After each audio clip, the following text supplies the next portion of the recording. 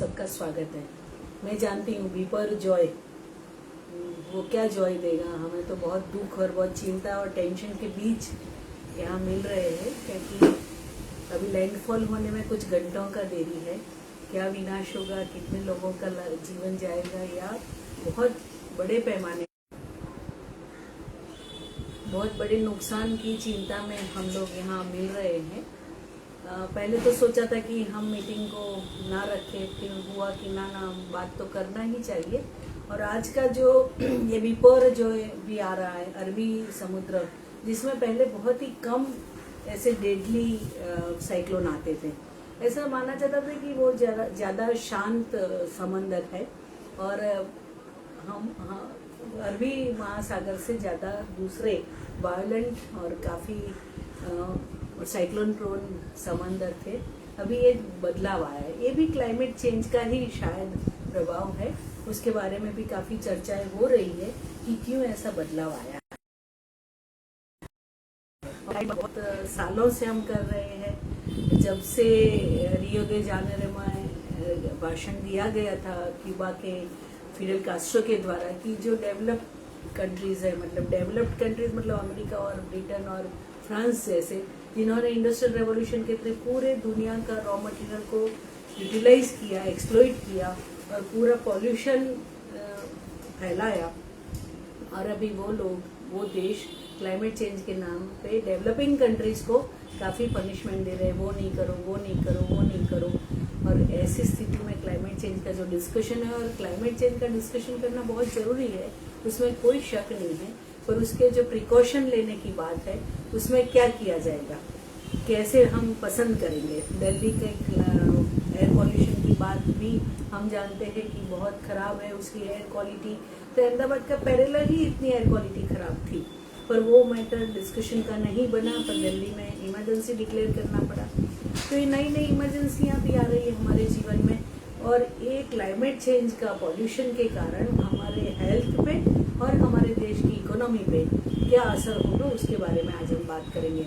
हमारे स्पीकर तो बहुत जाने माने हैं, महेश भाई पंडे, आप सब लोग जानते हैं उनको, और वो जितने भी एनवायरमेंट की इंटरनेशनल कॉन्फ्रेंसेस होती है, जो ट्रीटी होती है, कॉन्वेंट होता है, उसमें वो अटेंड भी करते हैं, वो पीपल्स वॉइस वहाँ रखने की पूरी कोशिश करते हैं।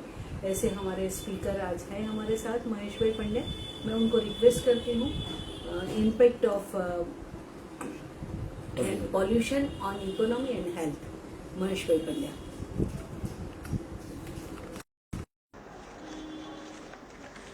नमस्कार, थैंक यू मीनाक्षी बहन, मुझे यहाँ आज आमंत्रित किया गया।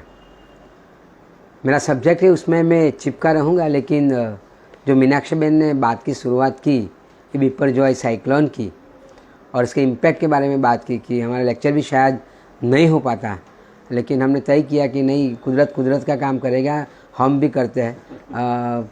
कुदरत का पड़कार है तो हम भी उसके साथ चलने का सोच रहे हैं, इसलिए आज आपके सामने उपस्थित हुए हैं। यहाँ से मुझे शुरू करनी है।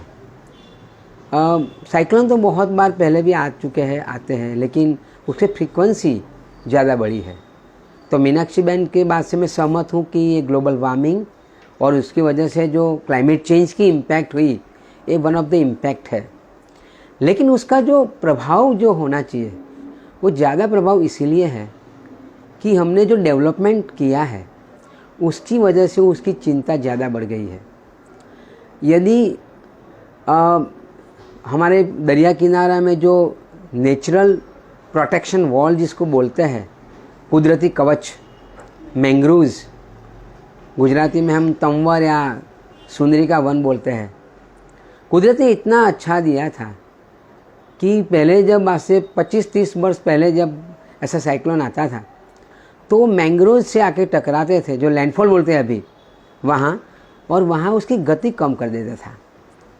और जब ज़मीन पे आगे जाएगा तब हमारे पास अच्छे पेड़ थे, वृक्ष थे, ट्रीज थे, तो वो भी गति कम कर देता था। तो अल्टीमेटली जो उसका इम्पैक्ट होता था साइक्लोन का, वो काफ़ी कम होता था। अब आज क्या हो गया है कि ये विपर जॉय की चिंता इसीलिए ज़्यादा है कि हमारा दरिया एकदम खुला हो गया है। जो protection wall, natural protection wall थी, मैंग्रोव्स की आज नहीं रही है।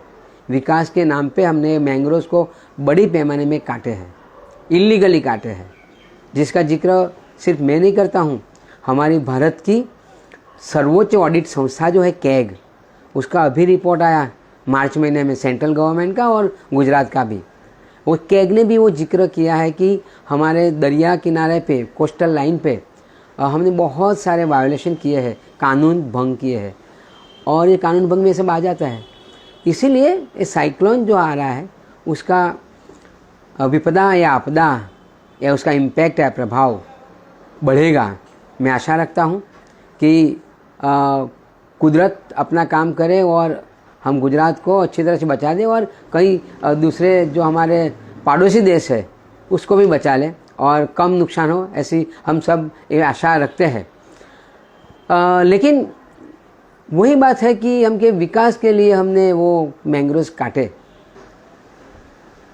और विकास किया, जीडीपी बढ़ाने का ट्राई किया, लेकिन उसका नुकसान किसको हो रहा है? जैसे कि मैं ताउते साइक्लोन की बात करूं, 2 साल पहले जो हुआ था गुजरात में, राजूला में हुआ, महुआ में, जाफराबाद में, क्या परिस्थिति हुई वो हमारे फिशरमैन की। वो एक 40 लाख की बोट थी, 40 लोग इस पे डिपेंडेंट थे, निर्भर थे। अब वो बोट खलास हो गई साइक्लोन की वजह से, ताउते वावाजोड़े की वजह से। सरकार ने सिर्फ 4 लाख रुपया, ओनली द 4 लाख कॉम्पेंसेशन दिया। अब क्या हुआ होगा वो 40 लोगों का? ऐसे भी कोरोना था, बेकारी थी, और इसमें साइक्लोन आया, तो ये जो हुआ, तो हम ऐसा नहीं मानते कि सिर्फ कुदरती प्रकोप है। कुदरती प्रकोप से ज़्यादा हमने जो काम किए हैं in the name of development, in the name of increase the GDP, उसकी वजह से काफ़ी नुकसान हो रहा है। एक आदमी जो एक छोटा सा आदमी था, 2nd रैंक पे आ गया, हम ताली भी बजाई कि गुजरात का आदमी है। फिर क्या हुआ? किसका पैसा था?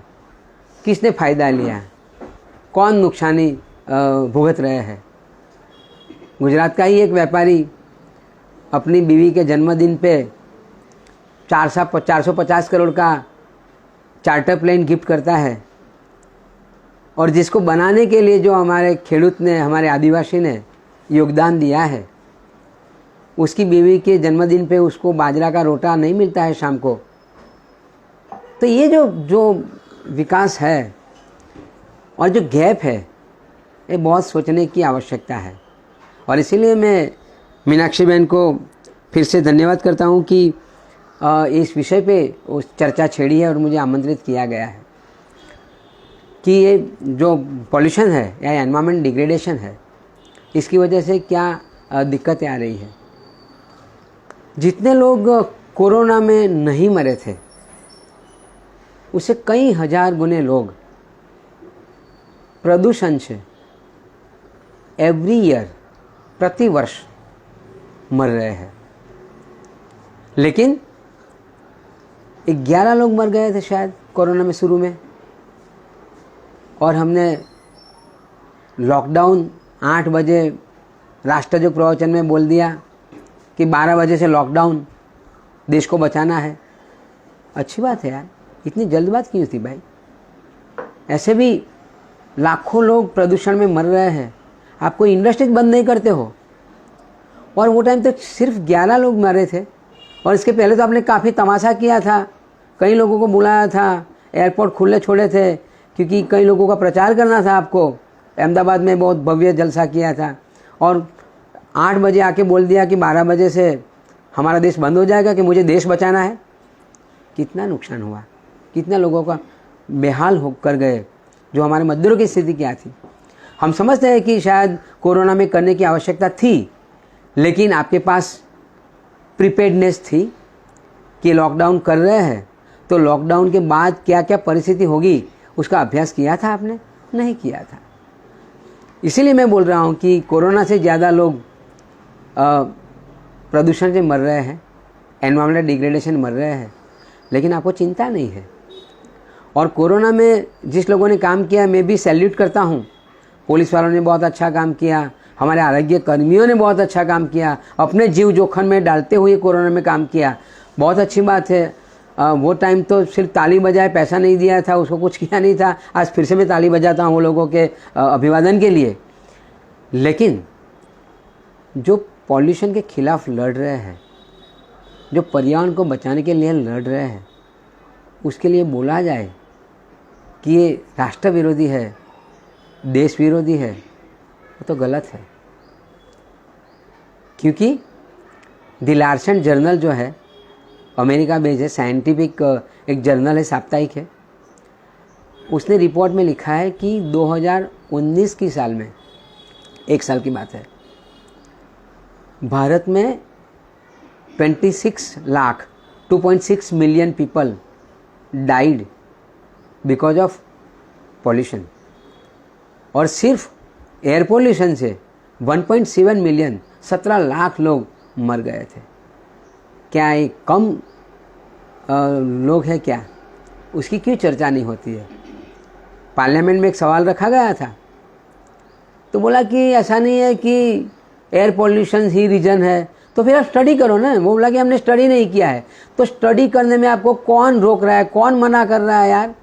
या आप तो सर्वे करते हो कि हमारा विश्वगुरु नंबर 1 है, हमारा वो जो विश्वगुरु है वो विश्व में 3रा नंबर पे है, 4था नंबर पे है, ये सब सर्वे कराते हो, बराबर है। तो फिर एक सर्वे कराओ, क्यों नहीं कराते हो कि एयर पोल्यूशन से कितने लोग मरते हैं, क्या स्थिति है, वाटर पोल्यूशन की क्या स्थिति है? ये नहीं कराना है, क्योंकि वास्तविकता है और वास्तविक से भागना है। और कई लोगों के मुनाफा के लिए दूसरे लोग मर जाते हैं, उसकी हमको चिंता नहीं है। तो ये बहुत कमनसीब बात है कि ये हुआ है। एक दूसरा रिकॉर्ड में ज़रा आपसे पढ़ के सुनाता हूँ। एक रिपोर्ट ऐसा आया था कि clean air fund November 2020 to March 21, एक साल का वो रिपोर्ट था। इसमें बोला गया है कि एक ही फाइनेंशियल ईयर में भारत में एयर पोल्यूशन की वजह से 95 अरब डॉलर का नुकसान हुआ है एक साल में। नवंबर 2020 टू मार्च 2021, एक साल में, एक फाइनेंशियल ईयर में 95 अरब डॉलर का नुकसान हुआ है। और जो जीडीपी की बात करते हैं ना बार बार कि हमारी जीडीपी इतनी बड़ी, इतनी बड़ी, मैं तो समझता हूँ कि जीडीपी 15 हो यार, 20 हो यार, मेरा गरीब के घर में रोटला नहीं जाता है तो जीडीपी किस काम की मेरे लिए होगी? आपके लिए। मेरा गरीब के घर में वो सड़ेला हुआ अनाज आप देते हो रेवड़ी के नाम पे, मफत के नाम पे, और एक पशु की हालत में आपको, आप जैसे कि वो गिफ्ट कर रहे हो, आप भगवान हो और भगवान दान दक्षिणा दे रहा है, इस प्रकार से जो मुफ्त में अनाज बांट के प्रचार करते हो, सड़ेला अनाज, तो ये जो है वो जीडीपी की बात करते हैं तो 3% जीडीपी हमारी ये पॉल्यूशन की वजह से घटी है, कम हुई है। और जो हमारा स्वास्थ्य का जो बजट है वो 50% से ज़्यादा बढ़ गया है। जो हमारा टोटल जो टैक्स कलेक्शन करते हैं उसका 50% रकम हम इसमें खर्च करते हैं। तो अंदाज जो उसकी जो हेल्थ की जो बजट है उसका 150% हम इसमें खर्च करते हैं। तो आप सोचो कि हम क्या कमाए और किसके लिए कमाए? सिर्फ 5 लोगों का कमाए, 6 लोगों के लिए कमाए, और हम ताली बजाते हैं कि फोर्ब्स यादी में हमारे भारत के 5 लोग 1 से 10 नंबर में आ गए। तो मेरा क्या फ़ायदा यार? मेरा एक उद्योगपति की शादी की सब लोग पिक्चर छपते हैं मीडिया में, टेलीविज़न में, और ये गिफ्ट किया, वो गिफ्ट किया, ये हीरो ने वो भोजन वो परोसा गया, ये सब बताते हो। मेरा काम क्या है? मेरे गरीबों के लिए ये सब है क्या? तो फिर ये तुम्हारा डेवलपमेंट है। मैं समझता हूँ, मैं भारतीय हूँ, मुझे डेवलप होना है, मेरे गरीबों को भी डेवलप होना है, लेकिन उसके जो इक्वालिटी है वो तो नहीं है। हमारा एसडीजी में हमने सिग्नेचर करके आए हैं, 2016 में यूएन में ट्रीटी में सिग्नेचर की, एसडीजी गोल में, नो वन लिविंग बिहाइंड, एक स्लोगन है, उसमें हस्ताक्षर किया हमने। क्या परिस्थिति हमारे गरीबों की? सिर्फ हम मफत में अनाज बांटते रहते हैं और उसकी प्रशंसा लाते रहे कि ये आदमी ने मुफ्त में दे दिया, जैसे कि अपने घर में से दे दिया हो। और इस प्रकार की प्रचार होती है कि आदमी नहीं होता तो हमारे 50 लाख परिवार मर जाते। क्या जरूरत है मुफ्त में देने की? आप सिस्टम ऐसे बनाओ। आपने बोला था कि प्रदूषण की बात है, इसलिए मैं बोल रहा हूँ मीनाक्षी बहन, मेरे विषय से मैं भटक नहीं रहा हूँ, वही मुद्दा पे बात कर रहा हूँ। ये मुद्दा पे हमने उज्ज्वला स्कीम लाए थे कि हमारी महिलाएं, हमारी गरीब बहनें, हमारी माएँ, हमारी बेटियाँ वो चूल्हा में वो लकड़ियाँ जलाते हैं, उसकी आंखें खराब हो जाती है, आंसू आते हैं, इसीलिए मुझे भी आंसू आते हैं। तो इसीलिए हम उज्ज्वला स्कीम लेके आए, मुफ्त में दे दिया, पहले 2 बोतल और सिलेंडर। आज क्या स्थिति है? आज क्या स्थिति है? 1100 रुपये कौन लाएगा सिलेंडर? हमारे जैसे लोग हैं तो घर में वो माइक्रोवेव भी यूज़ करते हैं, दूसरे कई सारे उपकरण हमारे पास है, तो गैस का बोतल हमारे 4 महीने चलता है, बराबर है। और अब हम बाहर भी खाना जाते हैं, घर में भी अवनवी वानगियाँ दूसरी तरीके से बनाते हैं, लेकिन वो लोग जो है वो लोग तो सिर्फ चूल्हे पे ही जो जलाते वो खाते हैं, तो उसके लिए तो 2 महीने में 1 सिलेंडर ख़त्म हो जाता है। अब 1100 रुपये में आप सिलेंडर दे रहे हो तो कैसे लाएगा वो पैसे लोग? और प्रदूषण के नाम पे आपने वो किया। अब उसको इसलिए मैं जिक्र कर रहा हूँ मीनाक्षी बहन कि ये बोला गया था कि पॉल्यूशन से बचाने के लिए मैं उज्ज्वला स्कीम ला रहा हूँ। भारत ने जब यूनाइटेड नेशन में नेशनल डिटर्मिनेशन कंट्रीब्यूशन रिपोर्ट पेश किया गया है, इसमें उज्ज्वला स्कीम का जिक्र किया गया है कि हमारा इंडोर पॉल्यूशन बढ़ रहा था, हमारे बहनों के स्वास्थ्य खराब हो रहा था, इसीलिए प्रधानमंत्री उज्ज्वला स्कीम लाया गया। अब 1100 रुपये की बोतल तो नहीं पर्च कर सकते थे, तो हुआ क्या कि जब मिलती है स्कीम तब वो केरोसिन बंद हो जाता है। अब केरोसिन रहा नहीं, बोतल आती नहीं है, अब जो जलाऊ लकड़ियाँ है वो जलाते हैं, तो उसको जलाने के लिए वो लोग पहले केरोसिन का यूज करते थे। वो 4-5 ड्रॉप केरोसिन के चूल्हा में डालते थे और जलाते थे। आज केरोसिन तो मिलता नहीं है, तो फिर वो प्लास्टिक जलाते हैं, और प्लास्टिक जलाते हैं तो उसका डाइऑक्सिन का सीधा इम्पैक्ट होगा।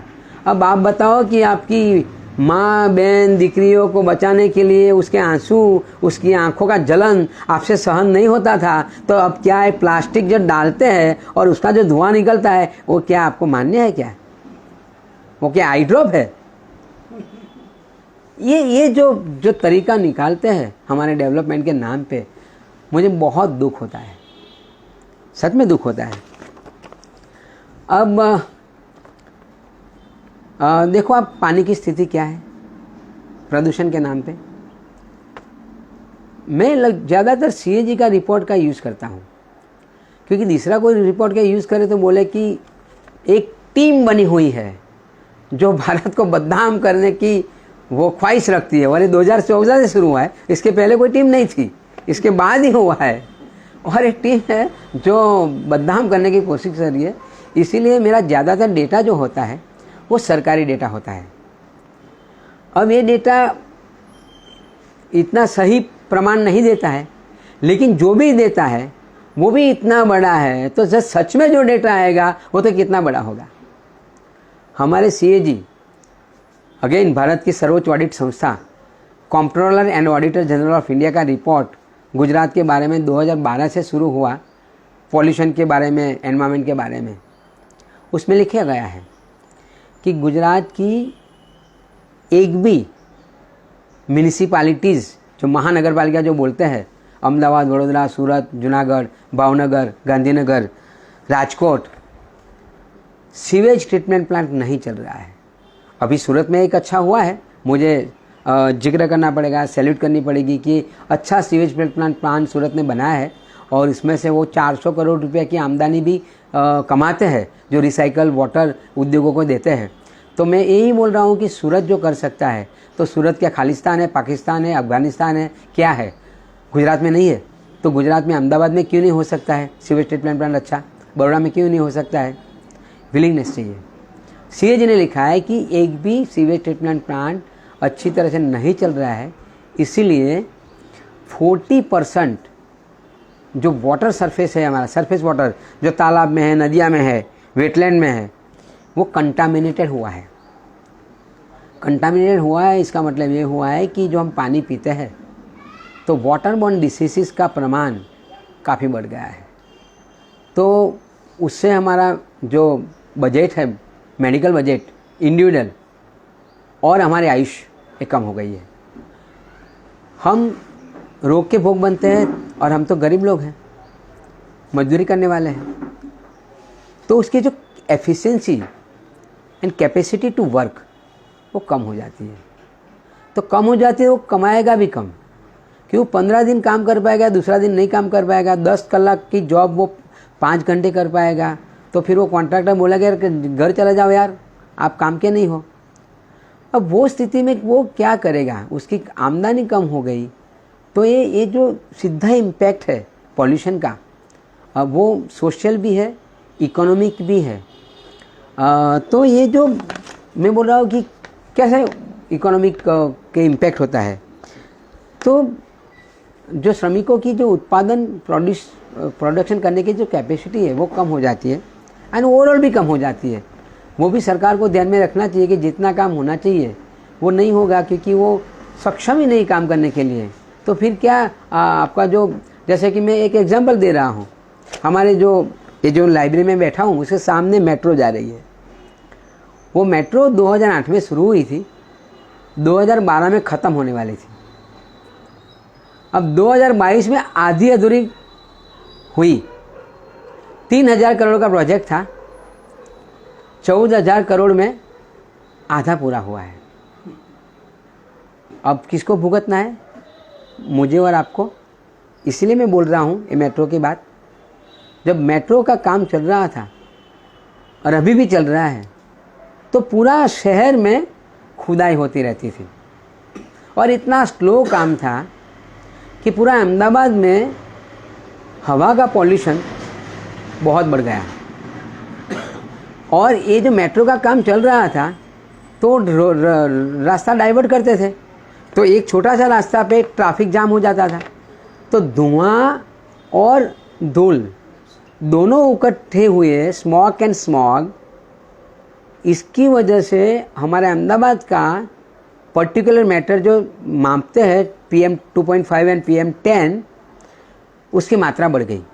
और PM 10 जो 100 ppm होना चाहिए वो 300 से ज़्यादा हो गई है। अब वो हम श्वास में ले रहे हैं। तो बहुत स्पष्ट है कि इसका सीधा मतलब ये है कि हमारा लंग्स है वो नबले हो गए, वो बहुत ख़राब हो गए। और ज़्यादातर लोग जो कोरोना में मर गए उसकी वजह से मरे हैं। और हम तो गालियाँ देते हैं, अब तो इसमें तो विपक्ष आएगा नहीं, वो टुकड़े टुकड़े गैंग आएगी नहीं, या नक्सलाइट की गैंग आएगी नहीं, तो क्या बोलेंगे? कुदरती प्रकोप हुआ है। वो कोई नहीं आया तो कुदरत को गालियाँ दे दो, कुदरती प्रकोप हुआ है। ये जो विपक्ष जो आया, हमारी शायद प्रिपरेशन नहीं है। अभी तो NDRF SDRF हो गई है, इसके बाद की जो परिस्थिति होने वाली है, we are not well prepared. लेकिन बोलेंगे क्या करें कुदरत के सामने? ये कुदरती प्रकोप है। अब कुदरत को भी गालियाँ देने में हमने बख्शा नहीं है, वो हमारा डेवलपमेंट मॉडल है। तो इसी वजह से जो इकोनॉमिक ग्रोथ है वो कम हो रहा है पॉल्यूशन की वजह से। दूसरी बात यह है इसकी कि जो मेरी कैपेसिटी जो है परचेज़ करने की वो भी कम हो गई है, क्योंकि मैं सक्षम नहीं रहा हूँ, इतना कमा नहीं सकता हूँ पॉल्यूशन की वजह से। और इसीलिए टोटल जो प्रोडक्शन होना चाहिए देश में, अब जब खरीदने वाला कोई नहीं होगा, जैसे कि आपने देखा होगा कि कोरोना के टाइम पे GDP कम हो गई तो बोले कोरोना की वजह से हुई है। लेकिन कोरोना की 1 साल पहले आपने देखा होगा तो ऑटोमोबाइल का उद्योग ठप हो गया था, हमारे GDP 1.5 हो गई थी। लेकिन फिर कोरोना आ गया तो सबका, गुजराती में कहे तो दोषनो टोपलो कोरोना ऊपर, कि भाई कोरोना की वजह से हुआ। अरे भाई कोरोना की वजह से नहीं, कोरोना से पहले से आपकी GDP कम हो गई थी। अब हम सोच रहे हैं कि भाई 70 साल तक हम जीते हैं भारत में, प्रदेश में, यूरोप अमेरिका की बात करें तो 90 ईयर की अभी एवरेज है। आप कोई भी श्मशान गृह में जाओगे और ये स्टोन देखोगे तो कोई 90 से कम नहीं होगा। 85, 90, 95, 100 तक जाते हैं और फिर वो मरते हैं। हम भारत के स्मशान भूमि जाएंगे शायद तो 50 से शुरू होके 75 तो मैक्सिमम, बहुत ही कम जो हमारे अच्छे आमदनी कमाने वाले हैं वो लोग 75 से 80 तक पहुंचते हैं, अदरवाइज़ तो जल्दी से वो मर जाते हैं। वो भी एक पॉल्यूशन का रिजल्ट है। दूसरा है कि जैसे कि हमारी पॉल्यूशन की वजह से, जैसे कि दिल्ली में कई बार फ्रॉग हो जाता है तो हमारी कई सारी फ़्लाइट कैंसिल करनी पड़ती है। अब जब फ़्लाइट अब कैंसिल करते हो तो कितना सारा बोझ आता है, तो उससे भी जीडीपी कम होती है। तो तुम्हारा धुआं करने की वजह से भी ये जो तुम्हारा यातायात है वो हम कम करना पड़ता है, तो इसीलिए भी ये प्रॉब्लम होता है। तो ओवरऑल आप देखें तो पॉल्यूशन की वजह से इकोनॉमिक कंडीशन हमारी बहुत वीक हो रही है, देश की भी हो रही है, इंडिविजुअल भी हो रही है, और ज़्यादातर करके गरीबों की बहुत कम हो रही है। मेरी बच्ची अभी हम उसको स्कूल में से वापस आ रहे थे तो वो तो छोटी है, उसको इतना बड़ा नॉलेज नहीं है, वो समझ रही है, सीख रही है। तो एक फुटपाथ पे रहने वाले के पास मोबाइल देखा तो वो खुश हो गई, पापा अब तो मोबाइल युग आ गया। मैंने बोला कि हाँ मोबाइल युग तो आ गया उसके पास, लेकिन उसको पूछो कि शाम को रोटला मिलेगा या नहीं मिलेगा, वो तो सेकंड में दे देते हैं। और आजकल उससे उसको भी जब लारी लेके चलते हैं तो 9वें मंजिले पे बोलना पड़ता है कि मैं आ गई हूँ नीचे, आप आ जाओ सब्जी लेनी है। तो इसीलिए वो लिया है वो मोबाइल, और वो मालिकन ने दे के लिया है। फिर उसने दूसरा सवाल मुझे पूछा कि बाबा ये लोग तो फुटपाथ पे रहते हैं, तो मोबाइल आया तो फिर चार्जिंग कहाँ से करते हैं। मैंने बोला तुम्हारा सवाल तो बहुत अच्छा है, लेकिन तूने ये नहीं पूछा कि ये कमाते नहीं है तो फिर मोबाइल कहाँ से आया। तो मैंने बोला ना कि ये सेठानी ने दिया है उसकी सहूलत के लिए। और ये वो जो हमारा धोबी भी आता है तो फिर बोलेगा मैं कपड़े लेने आता हूँ, फ़ोन करेगा, तो उसकी सहूलत, दोनों की सहूलत के लिए लिया। तो ये बिज़नेस का एक मॉडल है, लेकिन इसीलिए वो मालिकन उसको चार्ज करके देगी उसकी फैसिलिटी के लिए, क्योंकि उसको ऐसे आना ना पड़े। और वो टाइमिंग फिक्स नहीं होता, उसमें घड़ी नहीं होती है कि 10 बजे आए 11 बजे आए, और वो तो बोला है कि आ जाओ तुम नीचे। तो ये फैसिलिटी के लिए उसको दिया गया है। इसका मतलब ये नहीं है कि ये समृद्ध हो गया है। यदि समृद्ध होता तो अच्छे घर में रहते, बराबर है, तब जाके उसको पता चला कि यार आप सही बोल रहे हो। ये समझने की बात है। आज कई सारे यूथ वो नहीं समझते अर्बन यूथ, क्योंकि उसको कुछ समझा नहीं जाता है। वो भी बोलते हैं कि यार હવે તો ગરીબોની પાસે પણ મોબાઈલ આવી ગયો છે, અને તમે ગરીબોની વાતો કરો છો મહેશભાઈ, 10,000નો 11,000નો મોબાઈલ છે, અને આ બધા મફતિયા ટેવાઈ ગયા છે મફતનું ખાવા માટે, રેશનિંગનું લેવા માટે। अब ऐसी आर्ग्यूमेंट मैं सुन रहा हूँ, क्योंकि जो प्रचार प्रसार जो प्रचंड हो रहा है बड़े पेज पे, हर एक दिन कुछ ना कुछ में वो लेक्चर देगा और वही आदमी का फ़ोटो दिखेगा, वही आदमी मैसेज देगा, वो सब सर्वज्ञ आता है। जो परीक्षा के टाइम पे भी वो मैसेज देगा, कोई भी हो तो वही देगा कि वो सर्वगुण संपन्न है, वो कृष्ण और राम का अवतार है। तो लोग के दिमाग में वही है, एक बार वो समझते हैं कि यार इतना बड़ा आदमी और इतना मीडिया है तो क्या गलत बोलता होगा, लेकिन ये क्रॉस चेक नहीं करते। कौन करेगा? एक गोदी सेठ की गोदी मीडिया है, वो तो कैसे बचाएगी। इसीलिए मैं मीनाक्षी बहन का मैं आभार व्यक्त करता हूँ कि इस प्रकार का सोशल मीडिया हमारे पास साधन नहीं है। एक मोबाइल लटकाया हुआ है मेरे आगे और है, और दूसरा कैमरा भी नहीं है, एडिट भी नहीं होगा अच्छी तरह से, लेकिन जितना भी मैसेज जाता है वो लोगों के पास इतना भी अच्छा है। तो ये जो चीज़ें हो रही हैं हमारे पास। दूसरी बात यह है कि गरीबों को जब अनाज देते हैं तो बहुत बड़ा प्रचार प्रसार होता है। मैं छोटा था तभी मैं एक पिक्चर देखा, वो दीवार, अमिताभ बच्चन छोटा बच्चे के रोल में था, बूट पॉलिश कर रहा था। एक बड़ी कार ब्लैक कलर की आके खड़ी रह गई, उसने सूझ दिए, पॉलिश कर दी और फिर रुपया फेंका। वो बच्चा ने रुपया नहीं लिया, बोला कि मैं मजदूरी कर रहा हूँ, परिश्रम कर रहा हूँ, फेंका हुआ पैसा उठाता नहीं हूँ, आप हाथ में मुझे दो। ये आत्मसम्मान बोलते हैं उसको, डिग्निटी बोलते हैं। और हमारी जो सुप्रीम कोर्ट है, सर्वोच्च अदालत है, उसने भी वही बोला है। राइट टू लाइफ मतलब कि आप सड़ा हुआ अनाज दे दो राइट टू लाइफ नहीं है। Right to life with dignity, मुझे आत्मसम्मान के साथ जीने का अधिकार है। आप गरीब कल्याण मेला करते हो और बड़े अफसर आ जाते हैं, वो खड़े रहते हैं टीवी कैमरे के सामने, गरीबों को लाइन में बुला दे और देते हैं।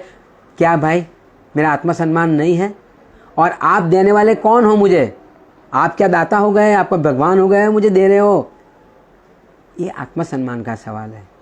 गरीब लोगों को इसीलिए, इस वजह से आप कभी ऐसा देखा आपने कि हमारे उद्योगपति को जब इंसेंटिव देते हैं तो लाइन में खड़े रखे हो और हमारे प्रधानमंत्री बैठते हैं कि भी आपको इतनी सब्सिडी, अपना इंसेंटिव। आपने कभी ये पिक्चर देखा है?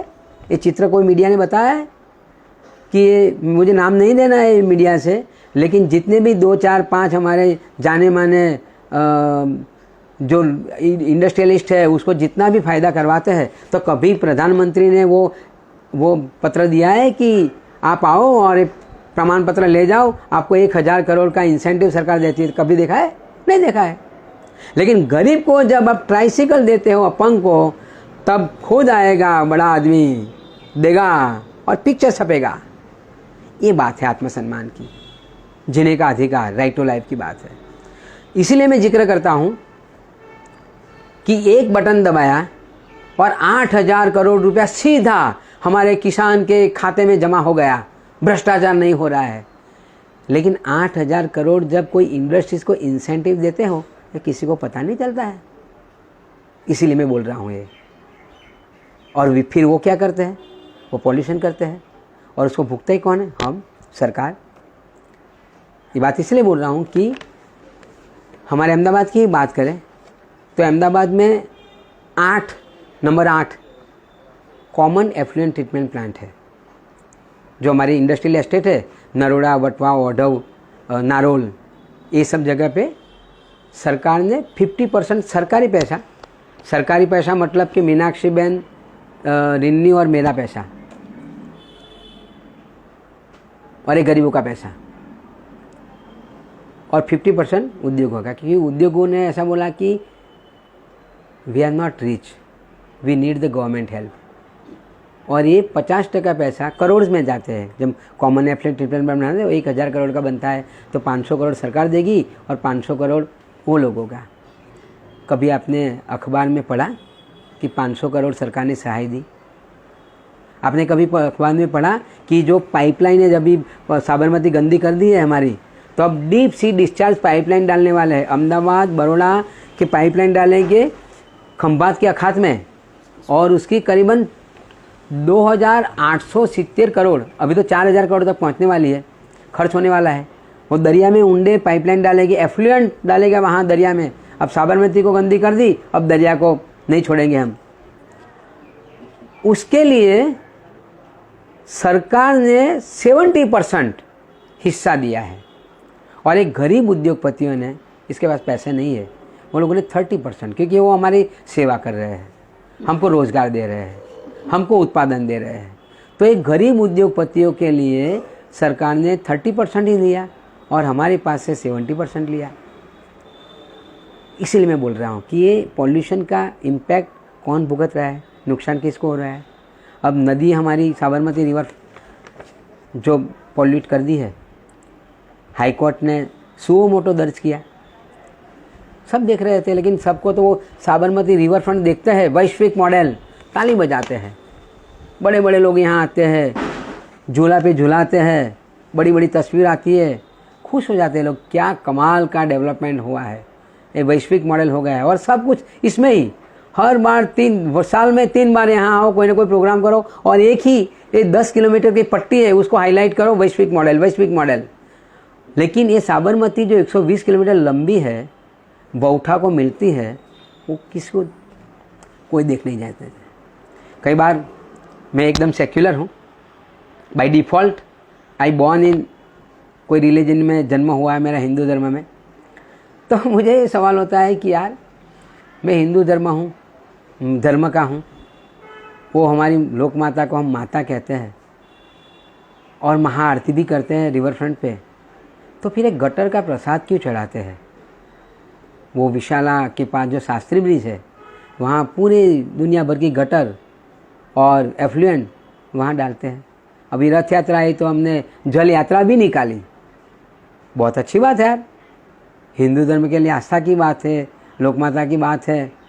तो फिर अच्छा, हिंदू धर्म का मैं आदमी हूँ तो मुझे यार राहत तो होती है कि यार ये मेरी लोकमाता को और हमको क्यों उल्लू बनाते हैं लोग कि वहाँ महाआरती करते हैं दिखावा के लिए, दम के लिए।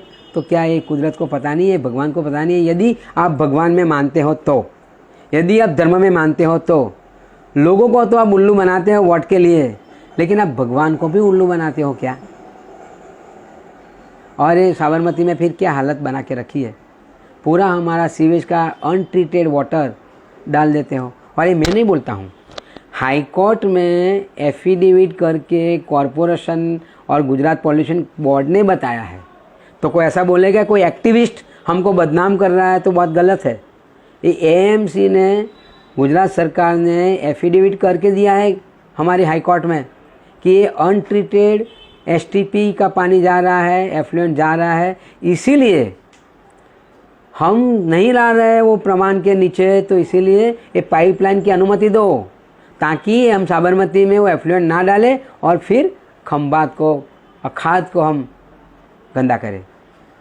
हम ये बात भूल जाते हैं कि हमारे प्रधानमंत्री की एक, वो तो दीर्घदृष्टा है, उसके ख्वाहिश है कि हम कल्पसर का निर्माण करें। बहुत ऊंचे सपने सेवते हैं, देखते हैं और सबको बोलते हैं कि बड़ा सपना देखो। कोई गलत बात नहीं है, देखना भी चाहिए, लेकिन कुछ तो वास्तविकता होनी चाहिए। अभी कल्पसर की बात की है, मार्च 2003 में उसका स्टडी शुरू हुआ था कल्पसर का। प्रिंसिपल साहब बैठे एकेडमिशियन, तो उसको ज़्यादा पता होगा कि स्टडी में क्या होता है। प्री फिजिबिलिटी स्टडी रिपोर्ट, इसके बाद फिजिबिलिटी स्टडी रिपोर्ट, इसके बाद EIA आएगा और फिर ये प्रोजेक्ट अमली होगा। लेटेस्ट की बात करूं तो अभी फिजिबिलिटी स्टडी रिपोर्ट कंप्लीट नहीं हुआ है 20 साल के बाद भी। और कितना खर्च हुआ? 700 करोड़ रुपीस। और यदि मैं बोलता हूं कि कल्पसर हो भी जाएगी सपोज 10 साल के बाद भी, तो फिर ये पाइपलाइन से आप जो एफ्लुएंट डालने वाले हो वहाँ ही वही जगह पे, तो ये एफ्लुएंट और कल्पसर दोनों साथ में होगा सही?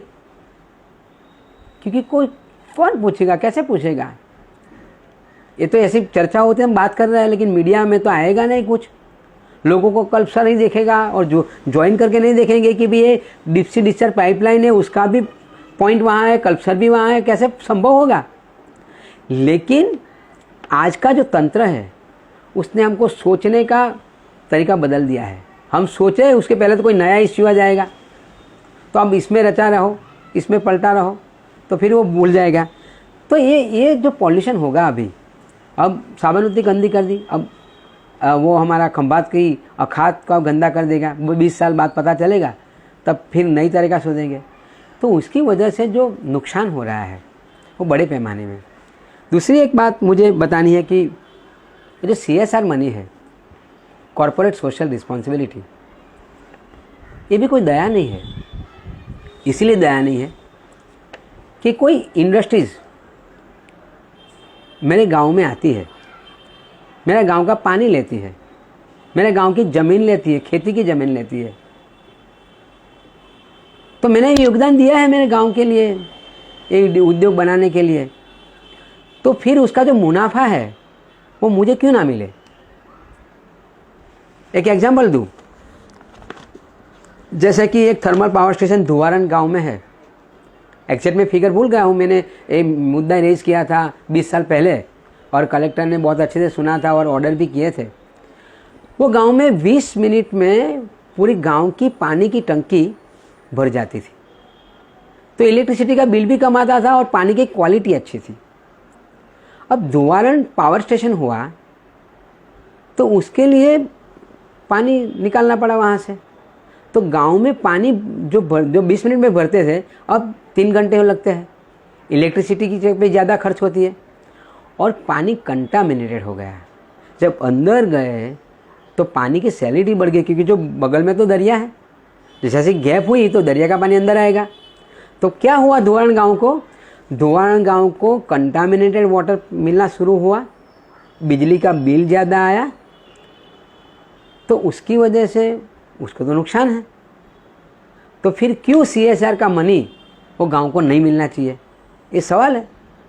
लेकिन CSR का मनी तो कहीं और यूज होता है, गांव के लिए नहीं और होता है। अभी एक पिटीशन हाई कोर्ट में दायर हुई है। अंकलेश्वरी एरिया में, भरूच डिस्ट्रिक्ट में 70,000 एकड़ ज़मीन पे जो क्रॉप्स थे वो नुकसान में हो गए। हिंदी में मुझे अच्छा नहीं आता है, लेकिन वो फेल हो गए क्योंकि एयर पोल्यूशन की वजह से। अब कौन भुगतान करेगा उसका? हाई कोर्ट का एक अच्छा जजमेंट था, इसके लिए मैं बहुत लड़ रहा हूँ, लेकिन till today I am fail to implement this honourable judgment. High court का था, उसमें 2009 में ऐसा हुआ था कि ये हमारे साहब तो मोडासा की और प्रिंसिपल रह चुके हैं। साबरकांठा का एक केस था। एक गांव में इंडस्ट्री की वजह से 3 खेत में बहुत नुकसान हुआ पॉल्यूशन की वजह से। बहुत लिखा, कुछ हुआ नहीं। फाइनली वो लोग हाई कोर्ट में गए। जसवंत सिंह वर्सेस साबरकांठा कलेक्टर का केस था। हाई कोर्ट में गए तो हाई कोर्ट में अच्छा डील हुआ। कुरैशी और दूसरा चीफ जस्टिस का नाम मैं भूल गया हूँ, उसकी डिवीज़न बेंच थी। अच्छा जजमेंट दिया कि एक किसानों को 2 प्रकार की मार पड़ी, पिटाई हुई। एक तो उसका फसल निष्फल हुआ और दूसरा हाई कोर्ट में आना पड़ा और उसका खर्च हुआ। हाई कोर्ट ने अच्छा जजमेंट दिया कि भाई कोई क्रॉप फेल हो जाता है, फसल निष्फल हो जाती है पॉल्यूशन की वजह से, तो हर एक डिस्ट्रिक्ट में मैंडेटरी है कि हर एक डिस्ट्रिक्ट में कलेक्टर की अध्यक्षता में एक कमेटी बनाई जाए, गठित की जाए, जिसमें पशुपालन वाला हो, एग्रीकल्चर वाला हो, इस प्रकार की एक फॉर्मेट दी गई है। और जैसे भी पॉल्यूशन कंट्रोल बोर्ड के पास एक केस आए तो कमेटी को रिफ़र करो और कमेटी जांच करेगी और तय करेगी कि कितना नुकसान हुआ है और उसके मुताबिक डिस्ट्रिक्ट मैजिस्ट्रेट वो अवार्ड देंगे। अच्छा जजमेंट था। मैंने बार बार लिखा पॉल्यूशन कंट्रोल बोर्ड को, कुछ नहीं हुआ। फाइनली मैं नेशनल ह्यूमन राइट कमीशन में गया तो नेशनल ह्यूमन राइट कमीशन ने नोटिस जारी की चीफ सेक्रेटरी को, आंसर नहीं दिया। दूसरी नोटिस की भी आपको जवाब नहीं देते, आपको हम पर्सनली बुलाएंगे। तब जाके पॉल्यूशन कंट्रोल बोर्ड ने हर एक डिस्ट्रिक्ट में वो कमेटी तो बना दी। 2018 की बात है। जजमेंट आया था 2009 में, कमेटी का गठन हुआ 2018 में। वो मेरी पिटीशन के बाद वो फिर NHRC को बोल दिया कि हमने गठित कर दिए। इसके बाद जितने भी केस आते हैं मैं हर बार GPCB को बोलता हूँ कि ये कमेटी को आप दो, एक कमेटी को आप दो। आज भी कोई कमेटी को इस प्रकार के केस नहीं जा रहे हैं। तो इसीलिए हाईकोर्ट में जो केस हुआ है इसमें वो जिक्र किया है कि 2009 में जो हुआ था इस प्रकार के आप जांच करो और फिर उसका हमको मुआवजा दो। तो सवाल यह है कि इंडस्ट्रीज से हमको फ़ायदा ज़रूर है। मैं एनवायरमेंट इंजीनियर हूँ, एक्टिविस्ट हूँ, लेकिन मैं कोई इंडस्ट्रीज का खिलाफ नहीं हूँ। मैं पॉल्यूशन के खिलाफ हूँ। पॉल्यूशन रहित इंडस्ट्रीज आने से मैं इनवाइट करूँगा कि वेलकम, लेकिन आप पॉल्यूशन करोगे तो मैं बोलूँगा कि बंद कर दो यार। इस प्रकार की GDP हमको नहीं चाहिए, इस प्रकार का मुनाफा हमको नहीं चाहिए। तो मैं ओपनली बोलता हूँ कि मैं इंडस्ट्रीज के खिलाफ नहीं हूँ, इंडस्ट्रियलाइजेशन के खिलाफ नहीं हूँ, लेकिन मैं पॉल्यूशन के खिलाफ हूँ। लेकिन हो नहीं पा रहा है। अभी देखो कि एक अच्छा जजमेंट था गुजरात हाईकोर्ट का ही 2002 में आया, Shailesh Shah versus state of Gujarat, कि गुजरात की जितनी भी वेटलैंड है उसके सर्वे किया जाए और सर्वे करने के बाद उसको नोटिफाइड करो और उसकी रक्षा करो। आज अहमदाबाद की ही बात करें तो करीबन 300 से ज़्यादा तालाब थे। आज गिने चुने 12-13 बचे, वो भी बहुत ब्यूटिफिकेशन के नाम पे खर्च कर दिया, जिसमें मानसून में पानी नहीं आता है। जैसे कि मेरे घर के बगल में बहुत अच्छा, उसको मिनी कांकरिया बोलते हैं, वस्त्रापुर का तालाब है। वो टूरिस्ट प्लेस हो गया है, पानी नहीं है। कई बार नर्मदा का पानी भरते हैं लेकिन मानसून का पानी इसमें नहीं आता है। डिज़ाइन गलत है। जो मानसून का पानी जाना चाहिए इसमें तो हमने डेवलपमेंट कर दिया है। तो वस्त्रापुर में तालाब में पानी नहीं भरते हैं, लेकिन पानी कब कहाँ जमा होता है? जहाँ GIDC का जो खुला मैदान है इसमें पानी जमा होती है। तो ये हमारी डिज़ाइन होती है। तो ये फिर इससे कितना नुकसान होता है? पानी नहीं रहता है, पानी बह जाता है तो इलेक्ट्रिसिटी का बिल ज़्यादा आएगा और पॉल्यूशन की मात्रा भी बढ़ेगी। तो वो जो पॉल्यूशन होता है उसका इकोनॉमिकल, सोशल और पॉवर्टी पे ज़्यादा है, ज़्यादा पॉवर्टी बढ़ाने वाली ये चीज़ है। तो ऐसे कई उदाहरण हैं कि अभी देखा कि अंकलेश्वर के एक गांव में 5वीं जून के दिन ही जो विश्व पर्यावरण दिन मैं कई बार थोड़ा द्विधा में होता हूँ कि मैं 5वीं जून का सेलिब्रेशन बोलूँ या ऑब्ઝર્વ બોલું, એ મનાવવાનું કહું કે પછી ઉજવવાનું કહું? કયા મોઢે હું ઉજવવાની વાત કરું? ઉજવવા જેવું કંઈ રાખ્યું નથી. આ તો પર્યાવરણના નામે માતમ જ છે. જેમ દિવાસાના દિવસે કેટલીક કોમના લોકો માતમ મનાવે છે સ્મશાનમાં જઈને, આ એના જેવું છે. એટલે ક્યાંક એવું લાગે કે અમારા માટે એ જે XYZ કોમ જે માતમ મનાવે છે, ચાલો 5મી જૂન એવું તો નથી ને.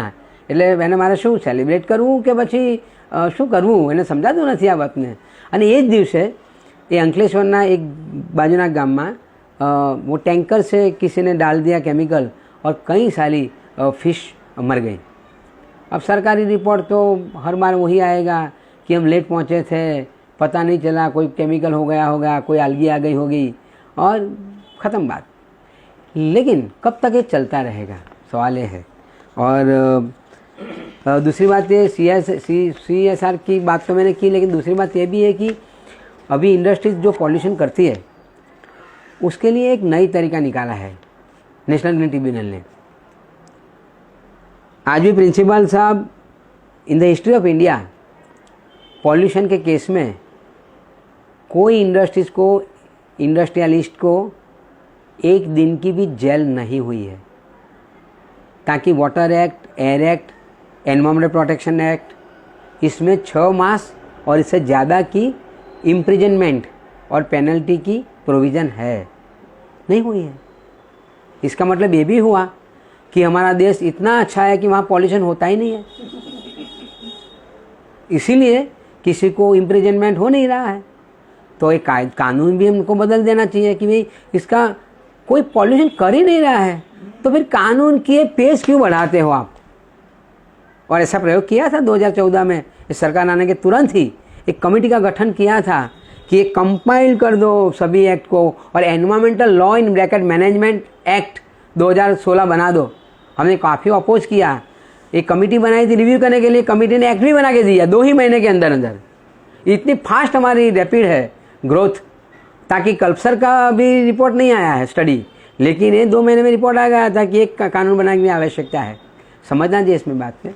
अब ये NGT ने एक प्रोविज़न दिया है कि भाई आप इंडस्ट्रीज कोई पॉल्यूशन करती है तो उसको पेनल्टी लगाओ, और उसको बोलते हैं एनवायरमेंटल डैमेज कॉम्पेंसेशन। पर्यावरणीय जो नुकसान होता है उसको आप क्या बोलते हैं, रिक्लेम करने के लिए, उसको भरपाई करने के लिए, मीनाक्षी में टाइम था क्या जो करो। अब गुजरात में करोड़ ऑफ रुपीज़ EDC के नाम से पॉल्यूशन कंट्रोल बोर्ड के पास जमा है। मैंने बहुत बार चिट्ठी लिखी है कि वो पैसा का यूज़ करो, कि जहाँ जहाँ पॉल्यूशन हुआ है वहाँ आप इस्तेमाल करो और वहाँ की परिस्थिति सुधारो। नहीं होता है। दूसरी एक स्कीम है बैंक गारंटी। इंडस्ट्रीज़ को जब नोटिस देती है पॉल्यूशन कंट्रोल बोर्ड, पहली नोटिस, तब वो 100 रुपीज़ के प्रोमिसरी नोट पे वो देते हैं कि भाई हम 3 महीने के अंदर अंदर ये सब इंस्टॉलेशन करेंगे। 50 लाख, 1 करोड़ की वो डिपॉजिट करते हैं जॉइंट अकाउंट में पॉल्यूशन कंट्रोल बोर्ड और इंडस्ट्रीज़। ये जो फुलफिल नहीं करेंगे तो बैंक गारंटी फॉरफिट होगी, करीबन करोड़ ऑफ रुपीज़। क्योंकि अभी तो मुझे RTA में भी इंफॉर्मेशन नहीं मिल रही है तो मैं फिगर नहीं दे सकता हूँ, लेकिन 1000 ऑफ करोड़ से ज़्यादा बैंक गारंटी में पैसा जमा हुआ है, वो भी जमा हुआ है, कोई यूज नहीं है। और तीसरा मनी जो है कैंपा एक्ट, जो फॉरेस्ट रिजर्व फॉरेस्ट है उसको हमारे आदिवासी कोई भूल से भी लकड़ी कटता है तो उसको जेल होती है। वो तो सिर्फ बेचने के लिए नहीं, अपना चूल्हा जलाने के लिए वो लकड़ी काटेगा, लेकिन वो इंडस्ट्रियल डेवलपमेंट करने के लिए रिजर्व फॉरेस्ट में भी आपको अनुमति मिलती है। सुप्रीम कोर्ट ने बोला है।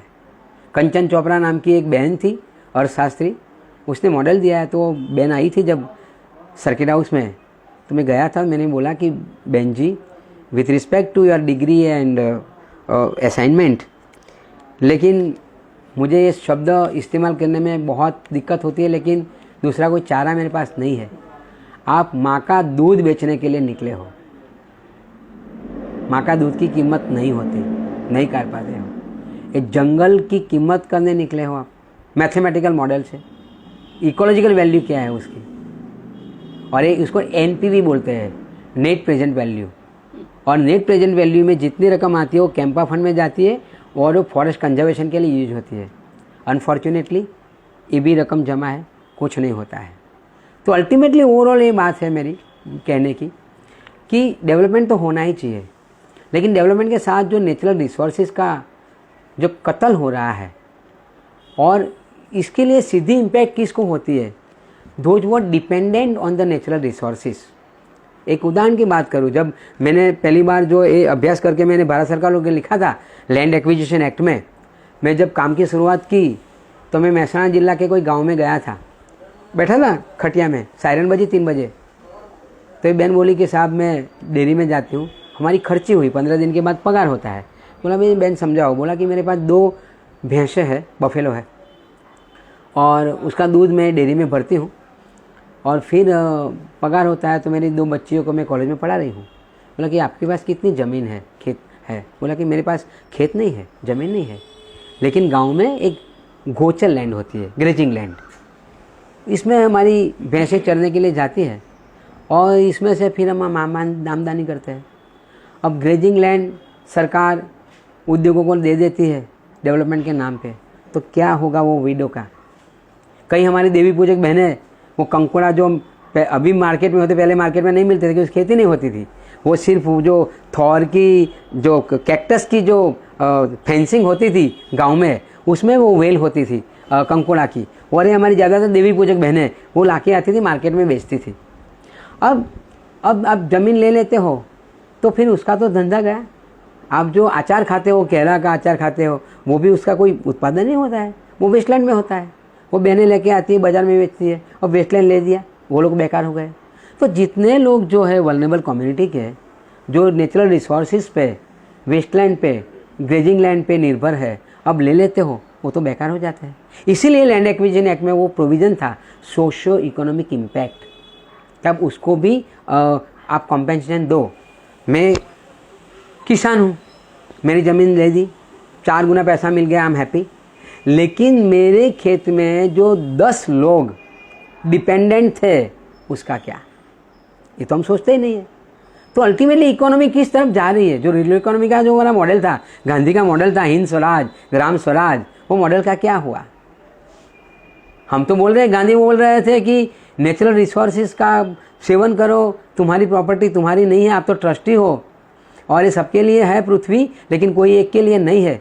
लेकिन लाल किले पे हम बोलते हैं कि जो हमारा जो उत्तर पूर्वीय प्रदेश है वो वंचित रह गए विकास से, उसको भी विकास पे ला दो और ख़त्म कर दो, ये जो चीज़ है। तो मैं कई बार मैंने यूएन में भी एक साइड इवेंट में लेक्चर दिया था कि due respect of the Paris agreement, यदि गांधी का प्रिंसिपल हम फॉलो करते, minimum use of natural resources, और जितना चाहिए उतना ही आप करो, तो शायद ये पेरिस एग्रीमेंट की ज़रूरत नहीं होती थी। ये गांधी 1930 में भी जब साबरमती में रहता था, तब 1 बाल्टी पानी से घाट पे आके स्नान करता था, तब उसको पता था कीमत थी कि पानी क्या चीज़ है। एक माटी, थोड़ी माटी भी नहीं उठाता था वो सैंड सॉइल, और क्योंकि पता है कि वो मॉइस्चर करने के लिए ये रेती आवश्यक है। आज हम सैंड माइनिंग करते हैं और नदी को रास्ता बना दिया है, तो सैलिनिटी बढ़ के दरिया का पानी अंदर गया, तो फिर पानी बिगड़ गया हमारा। तो ये जो डेवलपमेंट के नाम पे, पॉल्यूशन के नाम पे जो मुश्किल हम दिक्कतें जो कर रहे हैं, उसका इवेल्यूशन होना चाहिए, उसका स्टडी होना चाहिए, और फिर तय करो कि जीडीपी सच में क्या कमाया, क्या घुमाया। Thank you very much. એક ક્વેશ્ચન આવેલું છે. ઓકે. આમાં આવેલું છે ઓકે. જીપીસીબી જે પબ્લિક હિયરિંગ કરે તો એની કોઈ અસર થતી હોય છે, એવો એક પ્રશ્ન આમાં છે અને ઓનલાઈન જોઈ પણ રહ્યા છે. હા, કોઈપણ ઉદ્યોગે જ્યારે એનું વિસ્થાપન કરવું હોય અથવા નવો બનાવવો હોય તો એન્વાયરમેન્ટલ ઇમ્પેક્ટ એસેસમેન્ટ નોટિફિકેશન 2006 પ્રમાણે એમણે એન્વાયરમેન્ટનું ક્લિયરન્સ લેવું પડે.